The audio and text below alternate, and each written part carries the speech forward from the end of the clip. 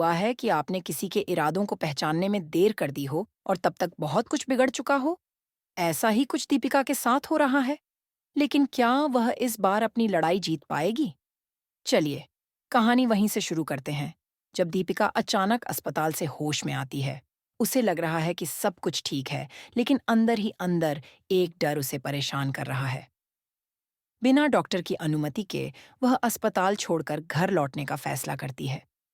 घर पहुंचने पर उसकी बहन चांदनी गुस्से में होती है। दीदी, बिना बताए क्यों गईं? चांदनी उसे डांटकर उसकी दवाई लेने चली जाती है। लेकिन यहीं कहानी में पहला मोड़ आता है। जब चांदनी दवा लेकर लौटती है, तो वो दवाई उसके हाथ से गिर जाती है। तभी उसे याद आता है कि ये दवा मिश्का आंटी ने दी थी। दीपिका चौंक जाती है। मिश्का आंटी, कहीं ये वही नहीं जिसने मेरी जान लेने की कोशिश की थी?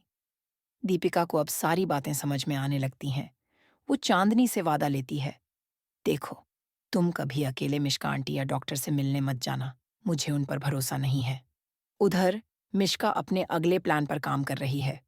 वो गुंडे भेजकर चांदनी को सबक सिखाने की कोशिश करती है। लेकिन उसे क्या पता था कि चांदनी इतनी बहादुर निकलेगी। चांदनी अकेले ही उन गुंडों को ऐसा मजा चखाती है कि वो भागने पर मजबूर हो जाते हैं। मिश्का अब और गुस्से में है। ये दीपिका और उसकी बहन दोनों मुझे हर बार मात कैसे दे देती हैं। बलदेव और चांदनी अपने परिवार की मदद के लिए फूल बेचने निकलते हैं। वो तय करते हैं कि किसी को भी उनकी इस कठिनाई के बारे में नहीं बताएंगे। बलदेव चांदनी से कहता है, एक दिन तुम बिजनेस वुमन बनोगी और तब मैं तुम्हें फूल बेचते हुए देखूंगा। लेकिन संघर्ष के बीच भी उम्मीद की किरण है। ये दोनों अपने सपनों और परिवार के लिए मेहनत करते रहते हैं। चिराग, जो अब तक दीपिका की हालत को लेकर परेशान है, उससे मिलने की कोशिश करता है। लेकिन किस्मत देखिए, जब वह दीपिका के घर पहुंचता है, तभी उसे एक कॉल आ जाती है और वह रुक जाता है। रागिनी दीपिका से मिलती है और उसके लिए हलवा पैक करवा लेती है। दीपिका का मन थोड़ा हल्का होता है। उसे यकीन है कि कुछ लोग उसकी मदद करने के लिए हैं। लेकिन मिश्का का खेल अभी खत्म नहीं हुआ है। अब कहानी ने एक नया मोड़ लिया है।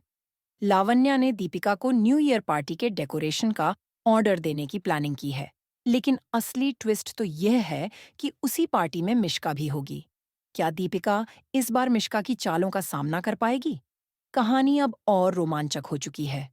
क्या दीपिका मिश्का के इरादों को नाकाम कर पाएगी?